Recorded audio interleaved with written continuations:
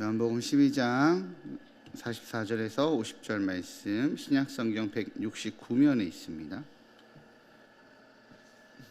네, 우리 교독 같은 합독 하시겠습니다. 예수께서 외쳐 이르시되 나를 믿는 자는 나를 믿는 것이 아니요 나를 보내신 이를 믿는 것이며 나를 보는 자는 나를 보내신 이를 보는 것이니라. 나는 빛으로 세상에 왔나니 물은 나를 믿는 자로 어둠에 거하지 않게 하려 함이로라.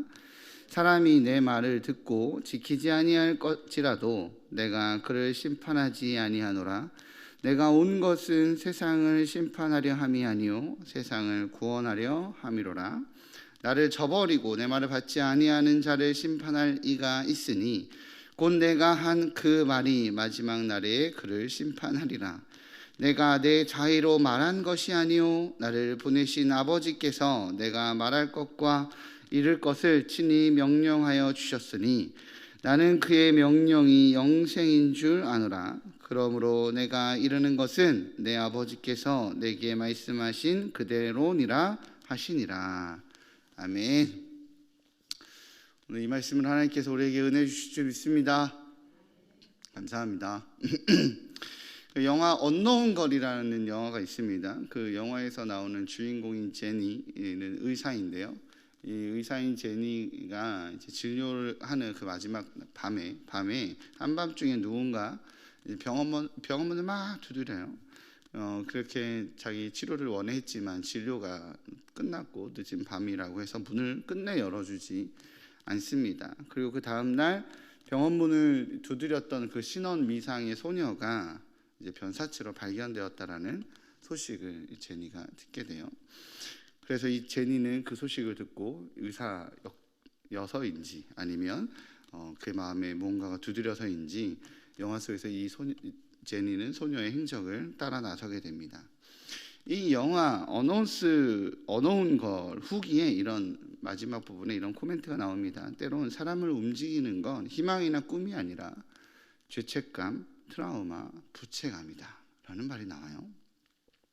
오스트리아의 정신의학자인 알프레드 아들러는 이 영화의 멘트에 전적으로 동의한다라고 말하며 결핍은 동기를 만들고 절실함은 포기하지 않는 끈기를 만든다고 말했습니다. 그리고 결핍은 감사함을 알게 해주는 은혜의 현장이기도 하고 수많은 재능과 능력 또한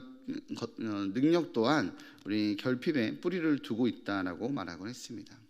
이 말에 온전히 동의하는 것은 아니지만 때로는 결핍이 소중한 것을 소중한 그 가치대로 온전히 이해하게 하는 통로가 되는 것은 맞지 않는가라는 동의가 됩니다. 오늘 본문에서 예수님께서는 세상을 향해 외치는 소리가 있죠. 뭐라고 외치십니까? 나를 믿는 자는 나를 보내신 이를 믿는 것이고 나를 보는 자는 나를 보내신 이를 보는 것이다 라고 우리 예수님은 오늘 본문에서 외치십니다. 이런 예수님의 외침의 가치를 못 알아보는 그룹과 이 외침을 알아보는 그룹이 나옵니다. 이 두 무리에 대해서 먼저 좀 비교하면서 말씀을 시작하고자 합니다. 첫 번째는요, 헬라인 무리예요. 요한복음 12장 20절에 명절에 예배하러 올라온 사람 중에 헬라인 몇 사람이 예수님을 찾아옵니다. 이 헬라인들은 유대교에 끌렸었던 1세기의 비유대인들을 나타냅니다. 이들에 대한 당시의 평가는 민감하고 사려 깊은 사람들이었다라고 해요. 그들은 헬라와 이방 종교들의 이런 수많은 신들에 비해 이스라엘의 이 단일 신론의 매력을 했습니다. 그들은 유대교의 단일 신론이 설득력이 있다라고 생각해서 유대교에 입적한 사람들입니다. 그래서 이 유대교의 명절이 되어 예루살렘에 예배하러 온 사람들이었어요. 역사가들은 그들이 유대교의 이 도덕적인 면에 상당히 공감하고 있었다라고 이야기합니다. 그들의 생각에 유대교는 이 십계명이라고 하는 위대한 언약을 중심으로 하나님의 말씀의 법에 율법에 순종하도록 요구받고 있는데 그 요구가 신의 욕망이나 지도층의 욕망을 채우려 하는 것이 아니라 굉장히 윤리적이었다는 것에 공감하며 신은 이처럼 거룩해야 한다는데 동의하고 있었어요. 왜냐하면 당시 헬라의 수많은 신들의 이야기는 신답지 못한 음담패설과 패역함과 술수가 가득했거든요. 그래서 유대교의 여호와 하나님이 헬라의 신들보다 훨씬 우월하고 그것이 더 논리적이고 설득력이 있다라고 거기에 동의된 사람들이었습니다. 유대교에 관심을 두고 있었던 이 헬라인들 중 몇 명은 예수님의 등장에 호감을 갖습니다. 그리고 그 예수님을 만나기 위해 찾아와요. 진리를 찾기 위해, 진리에 대한 목마름, 바로 그 결핍이 사실은 예수님을 찾는 데 힘이 되어준 거죠. 이들의 등장에 대한 예수님의 반응은 인자가 영광을 얻을 때가 되었도다 였습니다. 엄청난 환영이었죠. 그렇게 성경은 표현하고 있어요. 드디어 때가 되었다라는 이러한 느낌으로 우리 이해하시면 되실 것 같습니다. 사실 예수님의 제자인 빌립과 안드레는 예수님께서 이 헬라 이방인들에 대해 어떤 반응이실지 몰라서 망설이며 이 헬라인들을 예수님께 소개한 것이었어요. 그러나 우리 예수님께서는 이 헬라인들의 방문에 엄청 기뻐하셨고 예수님의 기쁨은 하나님의 기쁨이었다는 것을 성경은 기록하고 있어요. 왜냐하면 하늘에서 소리가 들렸다고 했거든요. 내가 이미 영광스럽게 하였고 또다시 영광스럽게 하리라. 이렇게 꼭 천둥 소리처럼 또한 천사들의 소리처럼 울리는 이 외침의 소리는 헬라인들과 그 자리에 있었던 이들을 예수님을 하나님의 아들이라고 인정할 수밖에 없도록 했죠. 하나님의 말씀, 하나님의 법에 대한 이 헬라인들의 결핍은 역설적이게도 헬라인들을 진리에 대한 갈망하는 태도를 만들었고 예수님께서는 그들을 환영함으로 하나님의 아들을 알아볼 수 있는 또한 하나님을 알아볼 수 있는 시각을 열어줬습니다. 그런데 반대로 유대인들은 예수님을 영접하지 않습니다. 요한복음 1장에서 요한은 영접하는 자 곧 그 이름을 믿는 자들에게는 하나님의 자녀가 되는 권세를 주셨으니 라고 선포했어요. 사도 요한은 요한복음을 통해 끊임없이 예수님을 영접하라고 외쳐대고 있는 거죠. 그러나 유대인들은 예수님을 영접하지 않습니다. 의심하고 거부했어요. 요한복음 12장 37절은 이렇게 기록하고 있습니다. 이렇게 많은 표적을 그들 앞에서 행하였으나 그를 믿지 아니하니. 그 오랜 시간 동안 하나님의 법을 받았고 하나님의 기적을 체험했으며 하나님의 돌보심 가운데 있었지만 유대인들은 예수님을 빛으로 받아들이지 않습니다. 그들은 그렇게 어둠에 있습니다. 그들을 향한 예수님의 명령은 아직 빛이 있을 동안에 빛을 믿으라. 나 있을 때 나 좀 믿어 라는 거죠. 그러나 그들은 빛이신 예수님을 앞에다 두고 예수님을 받아들이지 않습니다. 성경은요 그 이유를 사람의 영광을 하나님의 영광보다 더 사랑했기 때문에 라고 말하고 있어요. 사람의 영광에 취해 하나님의 영광에 대한 목마름이 없었기에 받게 된 징계는 진짜 빛이신 예수님을 알아보지 못하는 완악함이었습니다.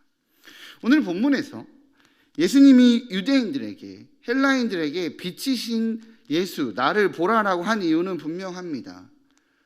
그 이유는 바로 예수님을 보는 것이 예수님을 믿는 것이 예수님을 보내신 분이신 하나님을 보는 것이고 하나님을 믿게 되는 것이기 때문에 그래요. 우리는 어떠한가요? 우리는 예수 그리스도의 십자가의 은혜로 구원받아 그 은혜의 감격을 가지고 예배의 자리로 나옵니다. 그죠? 이 예배 자리에서 성도님들 예수님이 보이십니까? 이 예배 자리에서 하나님이 보이십니까? 성경에서 말하는 예수님의 빛이라는 말의 뜻은 예수님께서 반짝반짝 너무 빛나셔서 너무 화려하시고 너무 아름다워서 너무 능력이 너무 좋아 보이셔서 이렇게 반짝반짝 아름다워 보이신 분이십니다 라는 의미가 아니에요. 그렇게 예수님은 반짝반짝 빛나는 빛 같아요, 별 같아요, 이런 의미가 아닙니다. 성경에서 말하는 예수님께서 빛이라는 말은 빛으로서 행하시는 역할이 있다는 뜻입니다. 그런 의미예요. 제가 이 주제와 관련돼서 얘기할 때면 매번 하는 예화가 있어요. 벌써 저희 교회에서 한 2번 한 것 같습니다. 또 할게요. 네. 저는 아내와 결혼할 때 선교사로 부름을 받아 아프리카나 중동 지역으로 파송받을 수 있다는 생각이 있었기에 결혼 예물로 우리 아내에게 어떤 보석보다도 라식 선물을 예물로 해줬습니다. -7이라는 시력으로 이렇게 압축되었으면서도 굉장히 많이 압축된 거라는데, 이렇게 굉장히 두꺼운 안경을 거의 평생을 써야 했었던 아내는 라식 수술을 받고 새로운 세상을 얻은 것 같아요. 눈을 뜨면 시계가 보여. 굉장히 좋았다고 하더라고요. 아내가 라식 수술로 얻은 기쁨이 너무 커서 가족들에게 자주 얘기를 하니까 장모님과 처남도 라식 수술 이후에 받게 됩니다. 라식 수술 이후에 우리 장모님의 삶에 큰 변화가 하나 생겼어요. 그것은 바로 집안 청소를 엄청 꼼꼼하게 하기 시작하셨다는 거예요. 그 이유는 보이지 않던 머리카락, 보이지 않던 먼지, 보이지 않던 작은 쓰레기들이 보이기 시작하니 자꾸 쓸고 닦고 청소하시더라는 거예요. 그냥 두지 못하겠다는 거죠. 자꾸 보이니까 그런 것들이. 그래서 집을 매일 쓸고 닦기 시작하셨습니다. 이것이 예수님께서 빛으로 오셔서 우리에게 행하시는 역할과 같습니다. 빛 대신 예수님께서 임하시면 보이기 시작합니다. 무엇이 보이기 시작할까요? 빛으로 예수님이 오시니 우리의 죄악이 보입니다. 나의 나태가 보이고, 나의 욕심이 보이고, 나의 음란이 보이고, 나의 미움이 보입니다. 빛이 비춰지기 전에는 보이지 않아서 문제인지 몰랐던 그 죄악이 보이기 시작해요. 빛을 받아들이니 보이기 시작하는 것입니다. 시력이 좋아지면 방 청소를 시작하게 되듯이 빛이신 예수님께서 말씀으로 임하시면 내가 해야 하는 것은 나를 청소하는 거예요. 그것이 예수님께서 빛으로 오신 이유입니다. 그것이 예수님께서 빛으로 오셔서 하시고자 하는 역할이에요. 어둠이, 더러움이, 죄악이 보이기 시작하는 것은 씻어버리게 하기 위해서이죠. 죄악을 들춰내고 더러움을 들춰내고 정죄하고 징계하기 위해서가 아니라 씻어버릴 기회를 주기 위해서 빛으로 오신 것이라는 겁니다. 그래서 주님은 이렇게 이야기하세요. 46절 47절입니다. 함께 읽어보도록 하겠습니다. 시작. 나는 빛으로 세상에 왔나니 무릇 나를 믿는 자로 어둠에 거하지 않게 하려 함이로라. 사람이 내 말을 듣고 지키지 아니할지라도 내가 온 것은 세상을 심판하려 함이 아니요 세상을 구원하려 함이로라. 아멘. 빛이신 예수님 앞에 서면 꼭 심판자인 하나님 앞에 선 것처럼 자신의 어둠과 죄악에 직면하게 되어 찔림이 있어요. 그 찔림에 유대인들은 예수님을 경계했고 그 찔림 때문에 예수님을 거절했고 죽이려 했다면 헬라인들은 그 찔림에 회개했고 겸손하게 받아들였으며 찔림을 주시는 예수님을 구주로 영접했습니다. 우리는 어떠합니까? 예배를 통해 예수님을 만나고 계십니까? 예배를 통해 빛을 경험하고 계십니까? 예배를 통해 나의 연약함과 죄악과 게으름과 미움과 나태함과 두려움과 의심이 드러나십니까? 그것에 직면하고 계십니까? 그 찔림 앞에 계십니까? 예배가 나에게 그렇게 자극이 되시나요?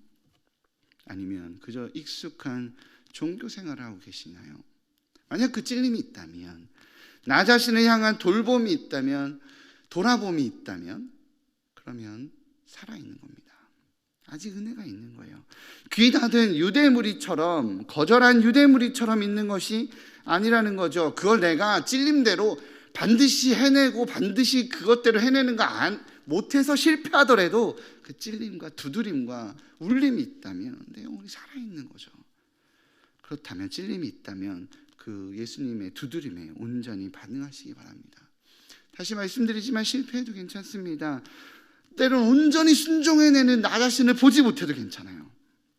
결단했지만 실패하고 안 돼서 내가 참 안 되는 사람이구나 라고 생각하셔도 괜찮습니다. 왜냐하면 우리 주님께서는 나의 말을 지켜내지 못해도 내가 심판하러 온 것이 아니라 구원하러 왔으니, 나의 목적은 너를 살리러 왔으니 괜찮아, 다시 시도해보자, 다시 해보자. 말씀이 너를 이끄는 거야. 너의 결단이 너를 이끄는 것이 아니라 말씀이 너를 이끄고 예배가 너를 이끄니 그 빛 앞에 끊임없이 다시 서렴. 그러면 그것이 너를 이끄니 그 두드림 앞에 계속 온전히 반응하면 되는 거야 라고 우리 주님은 응원하시며 인도하시는 거죠. 제가 청소년 사역, 청년 사역을 오랜 시간 동안 하다가 작년 사역을 하기 시작하면서 깜짝 놀라는 것이 있어요. 그것은요, 죄에 너무 무뎌 있다는 거예요. 죄에 너무 익숙해져 있다는 것입니다. 청소년 청년 아이들은 관계 문제에 대한 죄악, 혹 음란물을 본 것에 대한 죄의 문제, 이런 것들 막 설교하다 건드려지면 마음에 괴로움이 있어요. 동성애로 괴로워하던 아이가 찾아오기도 하고요, 음란의 문제로 괴로워하던 아이가 찾아오기도 합니다. 말씀대로 살아내지 못하는 자신에 대한 이 모습의 고통에 몸부림쳐 해요. 그렇게 투명하거든요, 아이들은. 때로는 말씀이, 복음이, 예수님이 받아들여지지 않는다고 따지기도 합니다. 굉장히 투명해요. 그런데 교회 생활도 너무 잘하시고 신앙적으로도 너무 옳은 모습을 겉으로 보이시는 성도님이 사역의 연차가 쌓이고 가족들을 알게 되고 그 성도와 깊은 관계 가운데 거하게 됐는데, 나중에 알고 보니 뿌리까지 썩어서 있는 모습에 깜짝 놀라기도 해요. 바람피고 있어서 집안이 파탄내는 지경에 이른 사람도 봤고요, 재정적인 부도덕함이 범죄 수준에서 그 범죄 수준의 상태에서 벗어나지 못하고 있는 성도들도 있습니다. 교회 생활도 술수와 비겁함으로 가득 차 있어서 교회 생활을 꼭 파워게임 하듯이 내 말을 들어야지라는 식의 권력을 휘두르는 재미에 푹 빠져 있는 모습도 봐요. 제가 청소년부 담당이고 제가 청년 담당이어서 그 담당하는 아이들 중에 지도하는 아이들 중에 그런 태도와 모습이 있다면 제가 불러서 혼이라도 내겠는데, 어른 사역은 그게 안 되잖아요. 그렇게 지적하면서 혼낼 수가 없어요. 지적을 하든 아니면 메시지 중에 계속 두드리기라도 하겠습니다, 아이들이면. 그러면 찾아오니까요. 예배를 통해 은혜가 임하면 죄의 문제 때문에 괴로워하다가 내가 이러면 안 되지 힘들어하다가 찾아오기도 하고 괴로워하기도 해요. 그런데 굉장히 놀랐던 건, 작년 사역을 하면서 굉장히 놀라웠던 것은 전혀 모르겠다는 거예요. 말씀 중에도 관계 중에도 어떻게 저런 죄 가운데, 저런 안악함 가운데 있었는데 얼굴에 아무 일 없다는 듯이 괴로움도 가슴 치는 처절함도 그런 것도 아무것도 없이 너무 그냥 잘 지내세요. 구분이 안 가요. 제가 영안이 안 열려서 그런 건가요? 그래서 깜짝 놀라요. 말씀을 듣지 않는 것도 문제지만 예배를 통해 말씀을 듣고 말씀이신 예수님이 임하고 그로 인해 하나님 앞에서 서는 순간이 끊임없이 있는데도 내가 너무 굳어져서 하나님 말씀과 예배와 주님의 임재와 내가 상관이 없어요. 그냥 종교 생활인 거죠. 그건요, 그저 익숙함으로 하는 예배입니다. 신앙생활이 목사님 몇 년 차인데 그렇게 좀 편안함에 빠져 있을 수도 있고 매번 어떻게 그렇게 자극을 받습니까? 그냥 하나님 말씀에 때로는 묻어있는 그런 아쉬운 수준의 문제입니다라고 말할 수 없다는 겁니다. 왜냐하면 오늘 유대인들은 그 상태에 있다가 빛이신 예수님 알아보지 못했으니까요. 말씀이 와서 부딪히지 않는다면, 말씀이 와서 예배가 내 삶에 아무런 변화도 만들어내지 못하고 자극받지 못한다면, 그것이 말씀과 내가 상관이 없다면 내 영혼은 심각한 상태인 거라는 거죠. 초림의 예수님은 심판자가 아닌 후원자세요. 그러나 재림의 예수님은, 마지막 날에 오신 예수님은 오늘 자신을 소개하기를 내가 심판자로 오겠다라고 말씀하십니다. 그때 누가 심판을 받죠? 내 말을 듣지 아니하는 자. 그 자가 심판을 받는다고 오늘 예수님은 말씀하세요. 왜냐하면 예수님은 자신의 말이 아니라 예수님 자신을 보내신 분, 바로 심판자인 하나님의 말을 대언하시는 분이기 때문에 그렇습니다. 과거 복음주의자들이 강단에서 지옥과 지옥의 상태에 대한 설교가 주로 선포가 되었어요. 그러나 지금은 그러한 모습이 사라진 지 오래가 되었죠. 이러한 설교들이 사라진 것에 대해서 전적으로 유감스럽거나 안타깝다라고 생각하지는 않습니다. 그리스도인들이 구원을 추구하는 1차적 동기는 지옥불에 대한 두려움 때문이 아니라 하나님의 은혜에 대한 감격 때문이니까요.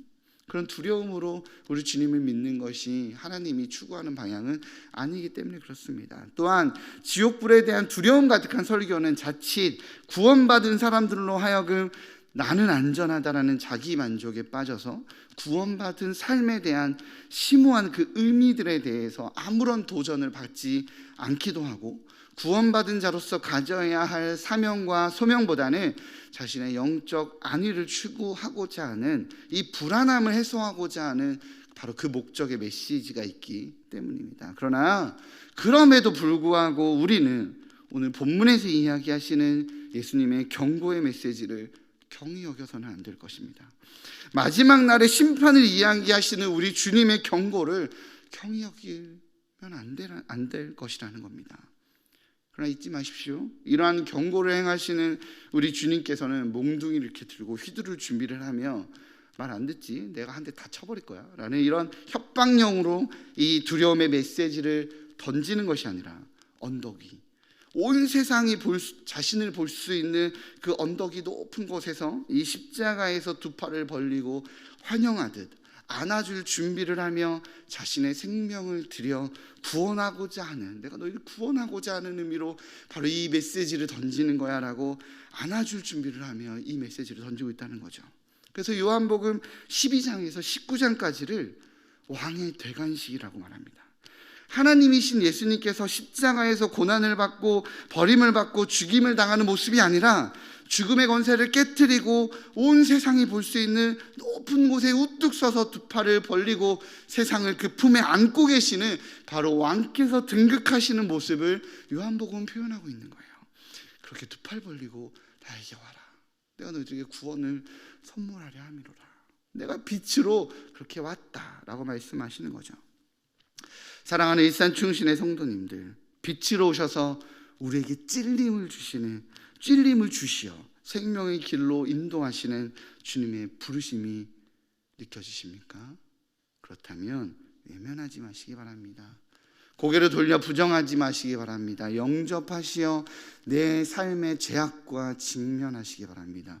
내 두려움, 욕심, 불안, 음란, 부끄러움까지 직면하시어 주님이 두드리고 있다면 받아들이고, 그대로 받아들이고 순종하시기 바랍니다.